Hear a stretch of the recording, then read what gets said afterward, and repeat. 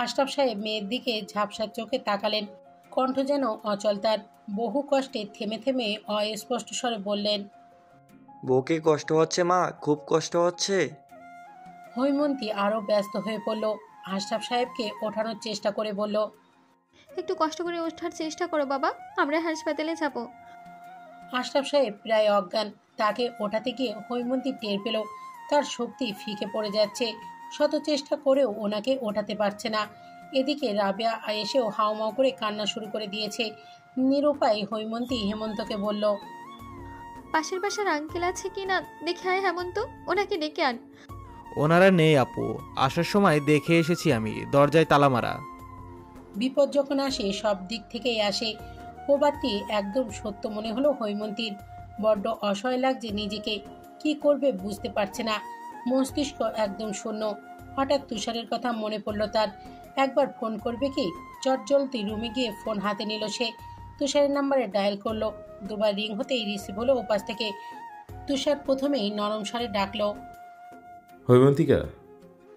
এতক্ষণ শক্ত হয়ে থাকা হৈমন্তী যেন নিমেষেই গুড়িয়ে গেল। নিঃশ্বাস ঘন হলো তার। চোখ থেকে গড়িয়ে পড়তে লাগলো বিন্দু বিন্দু জল।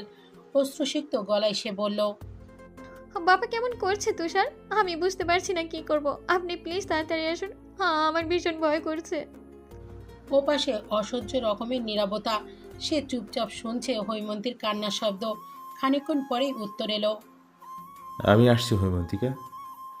আশরাফ সাহেবকে কেবিনে নেওয়া হয়েছে। অতিরিক্ত গরমে হার্ট অ্যাটাক করেছেন তিনি। কেবিনের সামনে লাল নীল হলুদ রঙের ছোট্ট চেয়ারগুলোতে একটিতে চুপচাপ বসে আছে হৈমন্তী। মুখটা ফ্যাকাশে হয়ে আছে। ভেতরটা হাহাকারে চিৎকার করছে বারংবার। তুষার মাত্রই ডাক্তারের সঙ্গে কথা বলে এসেছে। নিঃশব্দে হৈমন্তীর পাশে বসলো সে। অনেকক্ষণ কিছু বলল না। নির্নিমেষ চেয়ে রইল প্রিয়তমার লালচে মুখখানে। পরক্ষণে আস্তে আস্তে হৈমন্তীর হাত নিজের হাতের ভাঁজে নিয়ে নিল। কোমল স্বরে আওড়ালো, কান্না চেপে রেখেছেন কেন হৈমন্তিকা? বুকে আসুন, ভেতরের কষ্টে ভিজিয়ে দেন আমার বুক।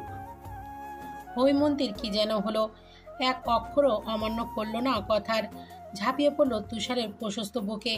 তুষার সযত্নে আগলে ধরল প্রিয়তমাকে। ছোট্ট মাথাটা চেপে ধরল বুকের বাপাসটায়। হৈমন্তী কেঁদে গেল। যতক্ষণ না কষ্ট কমলো ঠিক ততক্ষণই কাঁদল। ফাঁকা ফ্লোরে অল্প কিছু নার্স আর রোগী অবাক চোখে দেখতে লাগলো ওদের। কান্না থামলো বেশ কিছুক্ষণ পর। আলতো হাতে হৈমন্তীর আখিজোড়া মুছে দিল তুষার। বলল, আঙ্কেলকে দেখে আসুন হৈমন্তিকা, যান। হৈমন্তী বাধ্য বিয়ের মতো মাথা দোলালো। কেবিনে গিয়ে বাবার পাশে দাঁড়াতেই শক্ত মুখে অন্যদিকে ফিরে তাকালেন তিনি। হৈমন্তী বিস্মিত হলো। কাপা গলায় জিজ্ঞাসা করলো, কি হয়েছে বাবা, মুখ ফেরালে কেন? আশরাফ সাহেব জবাবহীন। সে আরেকবার জিজ্ঞাসা করতেই দুর্বল গলায় ধমক দিয়ে উঠলেন, এত অপমান লাঞ্ছনার পরও তুই কিভাবে ওই তুষার ছেলেটার সঙ্গে যোগাযোগ রেখেছিস? লজ্জা করলো না তোর? দরকার হলে আমি মরে যেতাম, তবুও কেন ওই ছেলে সাহায্যের জন্য ডাকলি তুই? আর কোনো মানুষ ছিল না? আশরাফ সাহেব থামলেন। হৈমন্তীর অসহায় চোখে মায়ের দিকে তাকালো। তিনি নিশ্চুপ হয়ে বসে আছেন। সে কাপা গলায় বলতে নিল, বাবা। আশরাফ সাহেব বলতে দিলেন না সম্পূর্ণ কথা। কাট গলায় আবার বললেন, ভাববি না ওই ছেলের সঙ্গে তোর বিয়ে কখনো দেব আমি? এক্ষুনি ওর সাথে সব যোগাযোগ বিচ্ছিন্ন করবি তুই? তোর পরীক্ষা শেষ হলেই নামাজের সঙ্গে বিয়ে দিয়ে দেব আমি। যদি না মানতে চাস তাহলে বাবাকে ভুলে যা সারা জীবনের জন্য। গলার কথা দলা পাকিয়ে গেল হৈমন্তীর। কিছু বলতে পারল না। একবার করুণ নয়নে বাবাকে দেখে কেবিন থেকে বেরিয়ে গেল সে। চেয়ারগুলোর দিকে নজর যেতেই দেখল তুষার নেই ওইখানে। আশেপাশে তাকিয়েও তুষারের দেখা মিলল না। হৈমন্তী বেদনাদায়ক এক দীর্ঘশ্বাস ফেল। এগিয়ে গিয়ে শরীরের ভর ছেড়ে দিল চেয়ারে। এর আধা ঘন্টা পরই কোথা থেকে একটা কাগজ নিয়ে হৈমন্তীর পাশে ধপ করে বসে পড়ল তুষার। কাগজ আর কলম এগিয়ে দিয়ে বলল, এখানে সাইন করুন হৈমন্তিকা। হৈমন্তী পিটপিট করে তাকালো। তুষারের মুখশ্রী গাম্ভীর্যে ভরপুর, কণ্ঠস্বর গম্ভীর ভীষণ। সে প্রশ্ন ছুড়ল, কি এটা, সাইন করব কেন? তুষার আগের ন্যায় বলল, হাসপাতাল থেকে এসেছে, সাইন করুন। হৈমন্তী কিছু না বলে কাগজটা পড়তে নিলেই ধমকে উঠল তুষার। পড়তে বলিনি আপনাকে হৈমন্তিকা, সাইন করুন। হৈমন্তী বিমূঢ় হলো, স্তব্ধ হয়ে তাকালো, বলতে চাইলো, পড়লে কি অসুবিধে? বেশি কথা বলছেন হৈমন্তিকা, সাইন করুন, দেরি হচ্ছে আমার। একরাশ দ্বিধা নিয়ে সাইন করে দিল হৈমন্তী। সাইন করার সময় খেয়াল করলো পাশে একটি টি দিয়ে আরও একটি সাইন করা। হয়তো নার্স তুষারকেও বলেছে সাইন করতে। সাইন করার সাথে সাথেই কাগজটা ছিনিয়ে নিল তুষার। তার অদ্ভুত আচরণে হতবিহ্বল হৈমন্তী তখন আরও একবার প্রশ্ন করলো, এবার তো বলুন, এটা কিসের কাগজ? হাসপাতাল কর্তৃপক্ষ কেন সাইন করতে বলেছে? পড়তে দিন আমাকে। এটা রেজিস্ট্রি পেপার ছিল। তুষারের এক বাক্যে থমকে গেল হৈমন্তী। চোখ বড় বড় করে চেঁচিয়ে উঠল, কি বলছেন এসব? মাথা ঠিক আছে আপনার? এতক্ষণে তুষারকে শান্ত দেখালো। এগিয়ে এসে হৈমন্তীর গলায় কপাল ঠেকালো সে। ধিমে যাওয়া স্বরে বলল, আমি ক্লান্ত হৈমন্তিকা। জড়সড় হয়ে চুপচাপ বসে রইল হৈমন্তী। দৃষ্টি মেঝের দিকে সীমাবদ্ধ।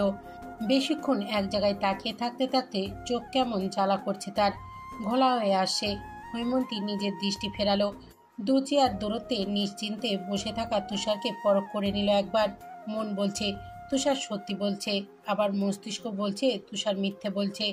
তুষার এমন করতেই পারে না। হৈমন্তী জিভ দিয়ে ঠোঁট ভেজালো। নিজ মস্তিষ্কের ধারণা সত্য প্রমাণের ক্ষীণ প্রচেষ্টা করে জিজ্ঞাসা করল, আপনি আপনি মজা করছেন তাই না তুষার? তুষার নির্বিকার স্বরে ছোট্ট জবাব দিল। না। চোখে জ্বালা ভাবটা যেন দ্বিগুণ বাড়ল তার। তুষারের দিকে এগিয়ে তার শার্টের কলার শক্ত করে টেনে ধরল হৈমন্তী। ক্ষিপ্ত স্বরে চেঁচিয়ে উঠল, আপনি ধোকা দিয়ে বিয়ে করেছেন আমায়। আমি মানি না এই বিয়ে।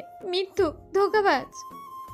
তুষার খুব শান্ত নজরে চারপাশটা একবার দেখল।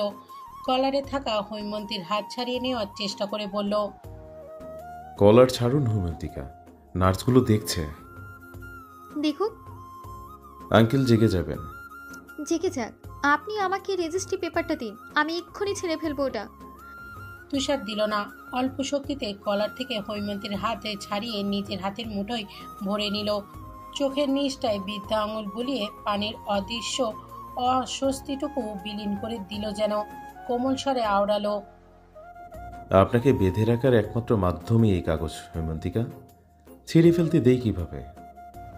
জবাবে হৈমন্তী তখন অধৈর্য হয়ে বলল, আপনি বদ্ধ উন্মাদ হয়ে গেছেন তুষার। কি করেছেন এখনো বুঝে উঠতে পারেনি? এখনো সময় আছে, ভুল শুধরে নিন। ওপাশ থেকে তার একরোখা উত্তর, ইচ্ছাকৃত ভুলগুলো কখনো শোধরানো যায় না হৈমন্তিকা। হৈমন্তী হাল ছেড়ে দিল। যে বুঝতে চায় না তাকে বোঝানো মূর্খতা বই কিছুই না। হতাশ মনে তুষারের পাশ ছেড়ে উঠে কেবিনের দিকে এগোলো সে। পর্দার ফাঁকে আশরাফ সাহেবের ঘুমন্ত মুখশ্রী দেখা যাচ্ছে। কেমন নির্জীব হয়ে ঘুমিয়ে আছেন তিনি। ফ্যাকাশে ঠোঁটখানা চামড়াগুলো কেমন ভেসে ভেসে আছে। হৈমন্তী উদাস মনে সেদিকে তাকিয়ে রইল প্রায় অনেকক্ষণ। থেমে থেমে দীর্ঘশ্বাস ফেলল বহুবার। রাবেয়া হৈমন্তীকে দরজার কাছে দেখে ধীর স্থির পায়ে এগিয়ে এলেন। সেবারের মতো এবারও তুষারকে নিয়ে একটি প্রশ্নও করলেন না, শুধু আলতোভাবে গালে হাত বুলিয়ে দিলেন একটু। শাড়ির আঁচল থেকে 500 টাকার নোট বের করে হাতে গুঁজে দিয়ে বললেন, রাত হচ্ছে, তোকে কেবিনে দেখলে তোর বাবা বকবে। বেশি অভিমান করেছেন তো, বাইরে থাকাটাও নিরাপদ না। তুই বাসায় চলে যা, কাল সকালে না হয় আবার চলে আসবি। কষ্ট হলেও হৈমন্তী মেনে নিল মায়ের কথা। জিজ্ঞাসা করল, হেমন্ত যাবে না? না, ও থাকুক। জবাবে হৈমন্তী মাথা দোলালো মাত্র। সেখান থেকে সরে এসে দেয়ালে হেলান দিয়ে দাঁড়ালো। দৃষ্টি ফেরালো আধারে ঢাকা খোলা নভস্থলে। জল জল করতে থাকা 4টির দিকে। তুষারও হৈমন্তীর পাশে এসে দেয়ালে হেলান দিয়ে দাঁড়ালো। তবে সে আকাশের 4টির পানে একবারও চোখ তুলে চাইল না পর্যন্ত। বক্ষস্থলে দুহাত আড়াআড়ি ভাবে গুজে শুধু চেয়ে চেয়ে দেখলো তার 4টিকে, তার হৈমন্তিকাকে। রাত 11টা বেজে 2 মিনিট। হৈমন্তীদের ফ্ল্যাটে পৌঁছতে হৈমন্তীর জন্য আনা বিরিয়ানির প্যাকেট দুটো ডাইনিং টেবিলের ওপর রাখলো তুষার। হৈমন্তী ঠিক পেছনেই দাঁড়িয়েছিল। হাঁসফাঁস করছে সে। তুষার ঘুরে দাঁড়াতেই ভীতগ্রস্ত কণ্ঠে আমতামতা করে প্রশ্ন করলো। আপনি কি আজ এখানেই থাকবেন? শুনে দুর্বোধ্য হাসল তুষার। আইনগত এখন আপনি আমার স্ত্রী হৈমন্তিকা, ধর্মীয়ভাবে নন। বিয়েটা সুষ্ঠুভাবে হোক। জামাই আদর পেতে অবশ্যই থাকবো। তুষার থামলো, তপ্ত নিঃশ্বাস ফেলে আবার বলতে লাগলো। এই বিল্ডিংয়ের 2 বিল্ডিংয়ের পরের বাড়িটা আমার বন্ধুর। আমি আজ রাত ওখানেই থাকবো। আপনি বিরিয়ানিটুকু খেয়ে নিন। দরজা জানালা ভালো করে আটকে রাখবেন। রাতে যদি কেউ দরজা নক করে ভুলেও খুলবেন না, আমাকে কল করবেন। আমি এলে আপনাকে মেসেজ করে তারপর আসবো। হৈমন্তী সম্মতি দিয়ে বলল। আচ্ছা। তুষার হুট করেই কাছে এসে হৈমন্তীর ললাটে অধৈর্যকাল ছুঁয়ে দিল। পিঠ অব্দি এলোমেলো চুলগুলো ঠিক করে দিতে দিতে বলল। কেঁদে কেটে রাতের ঘুম নষ্ট করবেন না হৈমন্তিকা। কিছু লাগলে ফোন করবেন। আমি কাল সকাল সকাল চলে আসবো। তুষারের চলে যাওয়ার অনেকক্ষণ হয়ে গেছে। বিছানায় শুয়ে অন্ধকার রুমটায় ঘুরে ঘুরে দেখছে হৈমন্তী। কেমন ভয় ভয় লাগছে তার। পুরো ফ্ল্যাটে সে একা। ভাবতেই ভয় যেন আরো দ্বিগুণ বাড়ল। চট জলদি উঠে রুমের লাইট জ্বালিয়ে দিল সে। চারিদিকে আলোকিত হতেই ভয়টা যেন একটু কমলো। তবে জানালার পর্দা সরাতে গিয়ে হঠাৎই নজরে এলো কয়েকজন লোক বাইক নিয়ে তাদেরই বিল্ডিং এর সামনে আড্ডা দিচ্ছে। তাদের মধ্যে একজন হৈমন্তীর ফ্ল্যাটে বারবার আঙুল দিয়ে ইশারা করে কি যেন বলছে অন্যদের। হৈমন্তীর কেমন যেন লাগলো ব্যাপারটা। ভেতরটা আতঙ্কিত হয়ে উঠল। ঘাড় ঘুরিয়ে বদ্ধ রুমগুলো দেখে বড্ড একা একা লাগছে নিজেকে। এই নির্জন স্থানটাই কোনো জিনভূতের আস্তানা বই কিছু মনে হচ্ছে না তার। হৈমন্তী অশান্ত মনে বিছানায় গিয়ে বসলো। বালিশের নিচ থেকে ফোন বের করে কল করলো তুষারকে। রিং হলো। সেকেন্ডের মাঝেই রিসিভ করলো সে। পুরুষালী গলায় শান্ত আওয়াজে বলল। কি হয়েছে হৈমন্তিকা? ঘুম আসছে না? হৈমন্তী আমতা আমতা করলো। আসছে। তাহলে? হৈমন্তীর জবাবহীন। তুষার আবার প্রশ্ন করলো। ভয় লাগছে? সে আস্তে করে জবাব দিল। হুম। ওপাশ থেকে নিঃশব্দে হাসলো তুষার। কয়েক সেকেন্ড কিছুই বলল না। এরপর কণ্ঠ মিয়ে অত্যন্ত মোলায়েম স্বরে আওড়ালো।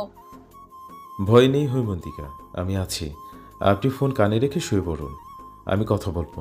আপনি ঘুমানোর চেষ্টা করেন, ঠিক আছে? সুদূরে পাখির কিচিরমিচির শব্দ শোনা যাচ্ছে।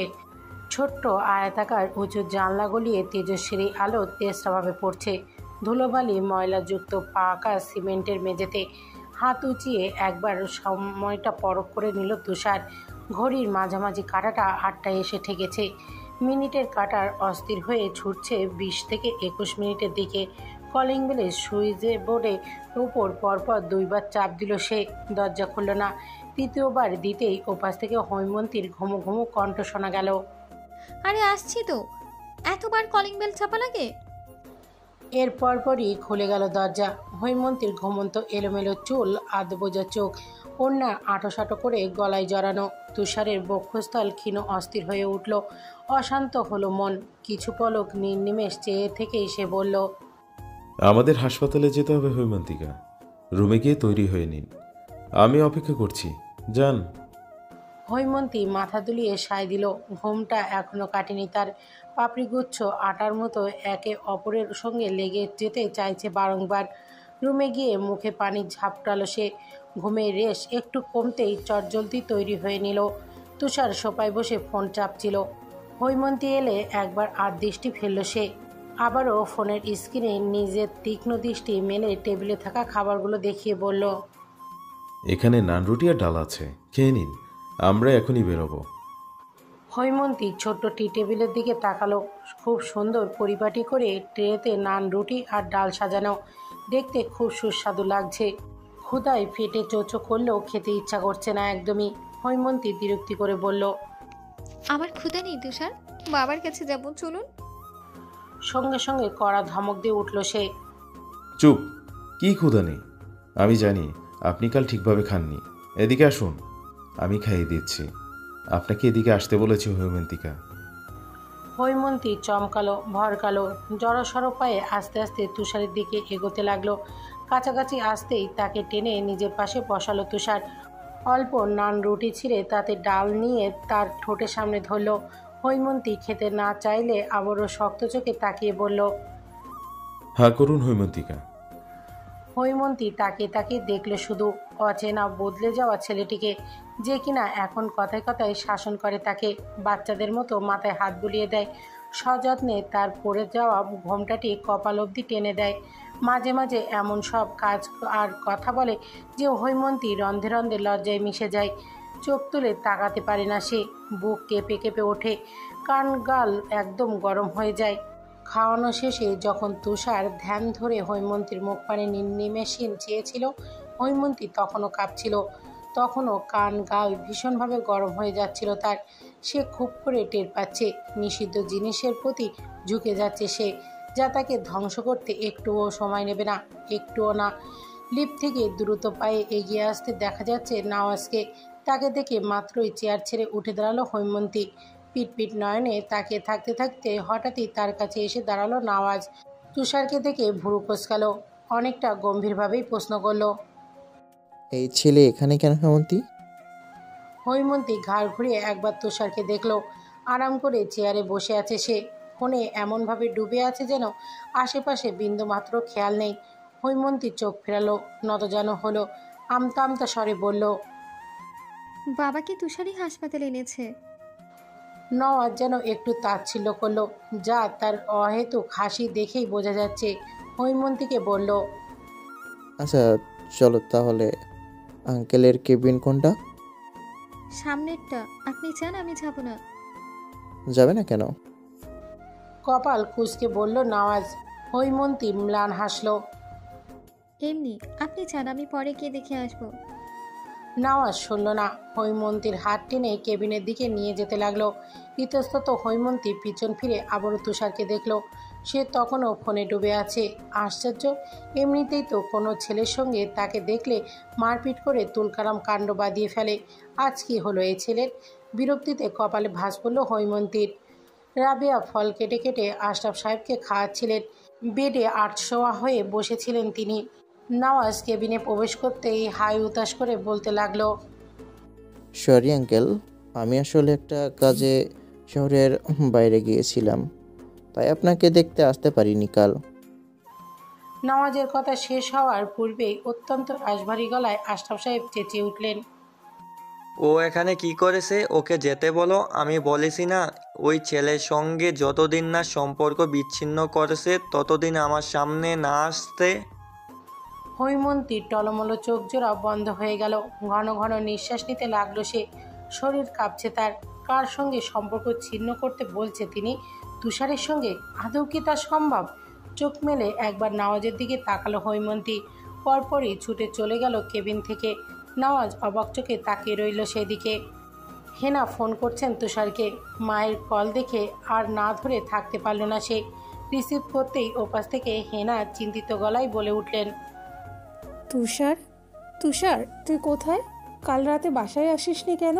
ঠিক আছিস তুই? তুষার শান্তভাবে জবাব দিল, ঠিক আছি, রাতে বন্ধুর বাসায় ছিলাম। এখন কোথায় আছিস? বাসায় আসছিস না কেন? তোর বাবা কিন্তু অনেক রেগে আছে, এক্ষুনি আয় বাসায়। তুষার কিছু বলবে তার আগেই কন্ধনরত হৈমন্তীকে কেবিন থেকে চলে আসতে দেখল সে। কপালে সূক্ষ্ম পলিরেখার ভাঁজ পড়ল তার। ঠোঁট নাড়িয়ে কোনো মতে হেনাকে বলল, রাখছি মা, পরে কথা বলবো। বলে ফোন কেটে দিল সে। হৈমন্তী পাশে গিয়ে দাঁড়ালো, আলতোভাবে কাঁধে হাত রেখে জিজ্ঞাসা করলো, কি হয়েছে হেমন্তিকা? কাঁদছেন কেন? আঙ্কেল কিছু বলেছে? হৈমন্তী তাকালো, কিন্তু কিছু বলতে পারল না। নেত্রকোণ দিয়ে অনবরত পানি ঝরছে তার। বড় বড় নিঃশ্বাস নিচ্ছে নিজেকে শান্ত রাখতে। চোখ লাল হয়ে আছে। বহু কষ্টে শুকিয়ে যাওয়া গলায় সে বিড়বিড়ালো, বাবা আর আমাকে দেখতে পারেন না তুষার? বাবা আর আমাকে ভালোবাসেন না? তুষার ধাতস্থ হলো। আরেক ধাপ এগিয়ে হৈমন্তীর দুগালে হাত রাখলো। নোনা জলগুলো মুছে দিয়ে কোমল স্বরে বলল, হুশ, কান্না থামানো হেমন্তিকা, কিচ্ছু হয়নি। আপনার বাবা আপনাকে এখনো ভালোবাসে, সবাই ভালোবাসে, আমিও খুব ভালোবাসি। আর কাঁদবেন না, কান্না থামান হৈমন্তিকা। দু হাতে মুখ ঢেকে কাঁদছে হৈমন্তী। কান্নার ক্ষীণ শব্দ কাঁপিয়ে তুলছে পুরো করিডর। কেঁপে কেঁপে উঠছে শরীর। তুষার পাশেই নীরব হয়ে বসে আছে, গম্ভীর নজরে চেয়ে চেয়ে দেখছে তার হৈমন্তিকাকে। সময় একটু পার হতেই কান্নার দামক অল্প কমলো, তবে নিঃশ্বাস নিতে কষ্ট হচ্ছে হৈমন্তীর। ঘন ঘন নিঃশ্বাস নিয়ে নিজেকে শান্ত রাখার চেষ্টা করছে সে। চোখ দুটো কেমন ফুলে গেছে, নাকের রক্তিমাভা। তুষার দূরত্ব কমালো, স্নেহে গাল দুটো মুছে দিতেই তা আবারও পানিতে ভিজে গেল। সে আবারও মুছে দিল গাল। মুখ এগিয়ে কপালে অদরযুগল ছোঁয়াতেই ছিটকে সরে গেল হৈমন্তী। থেমে থেমে বলল, ছোবেন ছোবেন না আমাকে। তুষার ভ্রু কুঞ্চিত করল, তবে কোনোরূপ প্রশ্ন ছুড়ল না। নিশ্চুপ হয়ে হৈমন্তীর অদ্ভুত আচরণের মানে খুঁজতে লাগলো। হৈমন্তীর ফোপানো শব্দ বাড়ল, এক হাতে পরনের জামা খামচে ধরে হাহাকার করে উঠল। আপনি আমার জীবনের সবচেয়ে বড় ভুল তুষার। আমার ভুল আপনার সঙ্গে আগ বাড়িয়ে কথা বলা। আমার ভুল আপনাকে ছোট ভাবা। শুধুমাত্র আপনার জন্য আমার আগের হাসি খুশি জীবনটা নষ্ট হয়ে গেছে। আমার বাবা আমাকে দেখতে পারেন না, মা কথায় কথায় এখন আর বকেন না। বাবা মা থাকতেও আপনি আমাকে এতিম করে দিলেন তুষার। যন্ত্রণায় ভেতরটা ধ্বংস করে দিলেন। আমি প্রতিনিয়ত আপনার জন্য কাঁদছি। এত এত কষ্ট কেন দিচ্ছেন আমাকে তুষার? চলে যান আমার জীবন থেকে প্লিজ। তুষারের মুখশ্রী শক্ত হয়ে এলো, বক্ষস্থলে ভারী ভাবটা উপচে আসতে চাইছে যেন। অনড় দৃষ্টিতে হৈমন্তীর মুখপানে তাকিয়ে রইল সে। চোখের কোণাংশ ক্ষীণ কেঁপে উঠতেই উঠে দাঁড়ালো তুষার। এক পলক হৈমন্তীকে দেখে গটগট পায়ে চলে গেল করিডর থেকে। সঙ্গে সঙ্গে হৈমন্তীর ভরসার স্থানটা ফাঁকা হয়ে গেল। শূন্যতায় ভরে উঠল মন মেজাজ মস্তিষ্ক। সে কাঁদল, খুব করে কাঁদল। কেউ এলো না বলতে। হৈমন্তিকা, আর কাঁদবেন না, আমার ভালো লাগে না। নিজেকে একটু সামলাতেই হৈমন্তীর কান্না পুরোপুরি থেমে গেল। মেজের দিকে দৃষ্টি ফেলে কি যেন ভাবতে লাগলো সে। ততক্ষণে আশরাফ সাহেবের সঙ্গে কথা মিটিয়ে কেবিন থেকে মাত্রই বেরিয়েছে নওয়াজ। হৈমন্তীকে একা বসে থাকতে দেখে তার পাশে গিয়ে বসলো। হৈমন্তীর ফোলা চোখ মুখে কিছুক্ষণ চেয়ে থেকে একটু সময় নিয়ে বলল, কার্য হেমন্তী, আঙ্কেল রাগের মাথায় বকেছেন তোমাকে, তাই বলে কান্না করবে? হৈমন্তী উত্তর দেয় না। নওয়াজকে তার পছন্দ না একদমই শুরু থেকে। এই পরিস্থিতিতে তো আরোই অসহ্য লাগছে। নওয়াজ আবার বলল, আঙ্কেল যখন বলছে তৈমুরের সাথে যোগাযোগ না করতে, তাহলে কেন রেখেছো? তাছাড়া শুনেছি তোমাদের বাসায় এসেছিল নাকি, তা আবার আঙ্কেলের সামনে। মানতে হবে ছেলেটার সাহস আছে কিন্তু। বলেই হু হা করে হাসতে লাগলো নওয়াজ। হাসতে হাসতে এক সময় একদম চুপ হয়ে গেল। ম্লান স্বরে জিজ্ঞাসা করলো, ছেলেটার সঙ্গে যোগাযোগ কেন রাখছো হেমন্তী? হৈমন্তী শক্ত গলায় জবাব দেয়, আপনাকে ভাবতে হবে না আমাকে নিয়ে। আমাকে ভাবতে হবে হেমন্তী, তোমাকে পাওয়ার একটুখানি সুযোগ এখনও আছে আমার। বিরক্তিতে কপাল কোঁচকালো হৈমন্তী। রোষপূর্ণ গলায় বলল, আপনি যান তো এখান থেকে, আপনাকে বিরক্ত লাগছে আমার। নওয়াজ যেন একটু অবাক হলো। থম মেরে বসে রইল আরও কিছু সময়। পরপরই ধীর স্থির পায়ে চলে যেতে লাগলো। যার আগে মৃদু স্বরে বলে গেল, নিজের খেয়াল রাখবে, আসছি। হৈমন্তী বোধহয় শুনল না, কোনোরূপ প্রতিক্রিয়াও দেখালো না। চেয়ারে হেলান দিয়ে বসে থাকতে থাকতে কখন ওভাবেই ঘুমিয়ে পড়েছে খেয়াল নেই হৈমন্তীর। যখন ঘুম ভাঙলো তখন প্রায় বিকেলের শেষ ভাগ, গোধূলি লগ্ন। চোখ মেলতেই নিজেকে কারোর প্রশস্ত বুকে আবিষ্কার করলো হৈমন্তী। তৎক্ষণাৎ খেয়ালে এলো কানের কাছে হৃৎপিণ্ড ঢিপ ঢিপ শব্দ শুনতে পাচ্ছে সে। হৈমন্তী মাথা উঁচিয়ে তাকালো। সঙ্গে সঙ্গে তুষারের ক্লান্ত মুখখানা ভেসে উঠল সামনে। এক হাতে চা খেতে খেতে অন্য হাতে হৈমন্তীকে আগলে রেখেছে। হৈমন্তী একটু নড়াচড়া করতেই তাকে ছেড়ে দিল সে। চায়ে এক চুমুক দিয়ে তা একপাশে রেখে দিল। তবে হৈমন্তীর দিকে তাকালো না। অন্যদিকে চেয়ে গম্ভীর স্বরে প্রশ্ন ছুড়ল, দুপুরে খাবার পাঠিয়েছিলাম, খাননি কেন? হৈমন্তী মনে পড়ল দুপুরের দিকে হেমন্ত তাকে একটা খাবারের প্যাকেট দিয়ে গিয়েছিল, সে খায়নি। ওই যে 3 হাত দূরে চেয়ারে এখনও রাখা আছে প্যাকেটটি।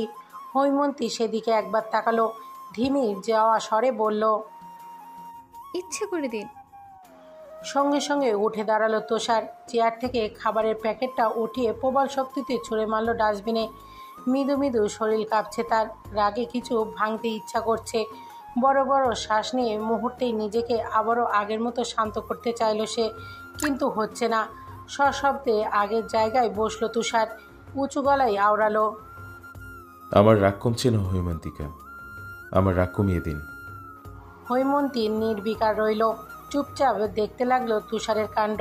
তার বুকে ভীষণভাবে ওঠানামা করছে, একটা নিঃশ্বাসের শব্দ খুব করে শুনতে পাচ্ছে হৈমন্তী। তুষার আবার বলল, কিছু করছেন না কেন? আমার রাগ বাড়ছে। সে আগের মতোই চুপ। আস্তে ধীরে অনেকক্ষণ লাগিয়ে তুষারের হাতটা নিজের হাতের মুঠোয় নিল। জলে উজ্জ্বল চোখজোড়া থেকে এক ফোঁটা পানি তুষারের হাতের পিঠে পড়তেই আটকে আসা কণ্ঠে বলল, আমি অনেক অনেক ভেবেছি। আমার মনে হয় আমি বোধহয় আপনাকে ভালোবেসে ফেলেছি তুষার। তাই সুযোগ দিচ্ছি, সবাইকে মানানোর দায়িত্ব দিচ্ছি। কিন্তু যদি ব্যর্থ হন তবে হৈমন্তিকাকে ভুলে যেতে হবে আপনার। হৈমন্তী থামল। তুষার অবিশ্বাস্য চোখে তাকিয়ে আছে, এখনো বুঝে উঠতে পারেনি কথাগুলো।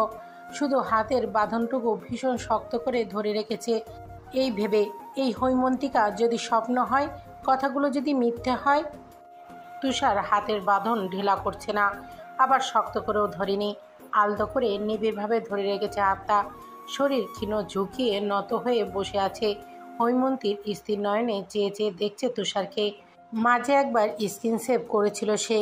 মৃদু গালে খোঁচা খোঁচা দাড়ি গজিয়েছে, খাড়া নাকটা গোলাপি হয়ে আছে, চোখ বুজে রাখা। প্রকৃতির অকৃত্রিম বাতাস থেকে থেকে উঠতে থাকা চুলগুলো একবার ছুঁয়ে দেখতে ইচ্ছা করলো হৈমন্তীর। সে হাত বাড়ালো, পরক্ষণেই কী ভেবে আবারও জড়তা সমেত হাত নামিয়ে নিল। পুরো করিডোরে চোখ বুলিয়ে হাত ছাড়াবার ক্ষীণ চেষ্টা করে বলল, আর কতক্ষণ ধরে রাখবেন তুষার? আমার হাত ব্যথা করছে, ছাড়ুন। তুষার জবাবে নিশ্চুপ। হাতের বাঁধন বোধহয় আরও নিবিড় হলো। ছোট্ট নিঃশ্বাস ফেলে হৈমন্তী আবারও কিছু বলবে, তার আগেই পারুলের রোষপূর্ণ গলা শুনতে পেল সে। রাস্তায় কি জ্যাম হিমু, লিফটের ভিড়ও জন্য উঠতে পারি নাই। তোর জন্য কত কষ্ট করে সিঁড়ি বেয়ে উপরে উঠতে হলো, দেখেছিস? পারুল ফোনে কি যেন করছিল, মাথা তুলে তুষারকে দেখতেই থমকে গেল। অত্যাধিক বিমূঢ়তা নিয়ে তাকালো হৈমন্তীর মুখপানে। হৈমন্তী ততক্ষণে জোরপূর্বক হাত ছাড়িয়ে নিয়েছে, অপ্রস্তুত ভাব চোখে মুখে বিরাজমান। অথচ তুষার একদম স্বাভাবিক শান্ত দৃষ্টি পেলে হৈমন্তীকে এক পলক দেখে ধীর পায়ে চলে গেল করিডর ছেড়ে। সঙ্গে সঙ্গে হৈমন্তীর পাশে ধপ করে বসে পড়ল পারুল। উত্তেজিত গলায় প্রশ্ন করল, হৈমন্তী, তুষার এখানে যে? আঙ্কেল জানে? হৈমন্তী মৃদু স্বরে জবাব দিল, জানে। তোকে কিছু বলে নাই? হৈমন্তী তখন দীর্ঘশ্বাস ফেলল, কিছু বলল না। উত্তর না পেয়ে পারুল আবারও বলল, তুই কি তুষারকে মেনে নিয়েছিস? তখন দেখলাম তুষার তোর হাত ধরে রেখেছে, তুইও কিছু বলছিলি না। পারুলের কথা শেষ হওয়ার আগেই হৈমন্তী হঠাৎ বলে উঠল, আমার আর তুষারের বিয়ে হয়ে গেছে পারো। হৈমন্তীর এই একটি বাক্যই যথেষ্ট ছিল পারুলকে চমকে দেওয়ার জন্য। চোখ বড় বড় করে কিছু সময় হাঁ হয়েই তাকিয়ে রইল সে। সম্বিত ফিরতেই মৃদু গলায় চেঁচিয়ে উঠল, মানে কি? কি বলছিস এগুলো? মাথা ঠিক আছে তোর? প্রাণ করছিস আমার সঙ্গে? হৈমন্তী নতজানু হয়ে বলল, আমি আমি প্র্যাঙ্ক করছি না। হতবিহ্বল পারুল কিছুক্ষণ কথাই বলতে পারল না যেন। মনে মনে হিসাব মেলাতে চাইল। ব্যর্থ হয়ে আবারও ব্যগ্রস্বরে প্রশ্ন করল, তাই বলে এত তাড়াতাড়ি বিয়ে করে ফেললি? তোদের সম্পর্ক তো এখনো শুরুই হয়নি। আঙ্কেলকে বলেছিস বিয়ের ব্যাপারটা?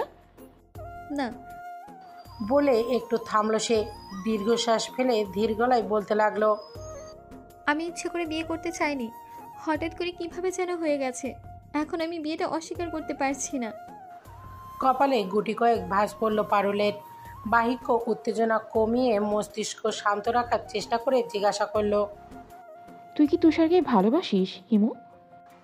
উত্তর দিতে বেশ সময় লাগলো হৈমন্তীর। খুব আস্তে করেই জবাব দিল, মনে হয়। মনে হয় দিয়ে তুই তোর সারা জীবন পার করবি? ছেলেটাকে একবার ভালোবাসার চেষ্টা তো কর। তুষার তোকে সত্যিই ভালোবাসে। হৈমন্তীর দৃষ্টি আরো নত হলো। কাপা স্বরে দ্বিধাহীন হয়ে বলল, আমি জানি না আমি তুষারকে ভালোবাসি কিনা, তবে তুষার পাশে থাকলে আমি ভরসা পাই। ওর কষ্টে আমারও কষ্ট হয়। ওর পাগলামি দেখে আমার যেমন ভয় হয়, বিরক্ত লাগে, তেমনি ভালোও লাগে। ওর যত্নগুলোও ভালো লাগে। এসব ভরসা ভালো লাগাগুলোকে কি ভালোবাসা বলে পারো? পরের দিন সকালে আশরাফ সাহেবকে ডিসচার্জ দেওয়া হয়। এক গাড়িতে আসলো মেয়ের সঙ্গে, একটু কথা তো দূর, তাকায়নি তিনি। হৈমন্তীও দূরে দূরে ছিল, পাছে যদি তিনি আবারও চেঁচামেচি করেন অসুস্থ হয়ে পড়বেন তখন। বিল্ডিংয়ের সামনে গাড়ি থামতেই হেমন্ত আর রাবেয়া মিলে আশরাফ সাহেবকে নিয়ে চলে যান ওপরে। হৈমন্তী আসার সময় খেয়াল করে রাস্তার ওপারে সেদিন রাতের মতোই এখনও কয়েকটা ছেলে বাইক নিয়ে বসে আছে। দৃষ্টি তাদের হৈমন্তীর দিকেই। হৈমন্তী কপাল কোঁচকালো, সিঁড়ি বেয়ে ওপরে উঠতে উঠতে ক্ষীণ ভাবনায় পড়ে গেল। এই ছেলেগুলো কারা হতে পারে? তাকে এমন চোখে চোখে রাখছে কেন? হঠাৎই তার মস্তিষ্কে হানা দিল, ছেলেগুলোকে সে হাসপাতালেও একবার দেখেছে, বিশেষ করে সর্বক্ষণ মেরুন রঙের টি শার্ট পরা ছেলেটিকে। রাত 12টা 12 তখন। হৈমন্তী ঘুমানোর প্রস্তুতি নিচ্ছে। ঘুমানোর আগে একবার ফোন চেক করে নিল সে। কাল রাত থেকে তুষারের দেখা নেই, যদিও মেসেজ করে একবার নিজের ব্যস্ততার কথা জানিয়েছে সে। তবুও আর একটা কল কিংবা মেসেজের অপেক্ষা করছিল হৈমন্তী। না পেয়ে হতাশ মনে ফোন রেখে দিল টেবিলে। লাইট বন্ধ করে ঘুমাতে যাবে তখনই শব্দ করে বেজে উঠল ফোনটা। স্ক্রিনে গোটা গোটা অক্ষরে তুষারের নাম ভেসে উঠেছে। তুষার তৈমুর। হৈমন্তী কল রিসিভ করলো, তবে কোনোরূপ কথা বলল না। ওপাশ থেকে তুষারও নিশ্চুপ। হঠাৎ নরম স্বরে বলে উঠল,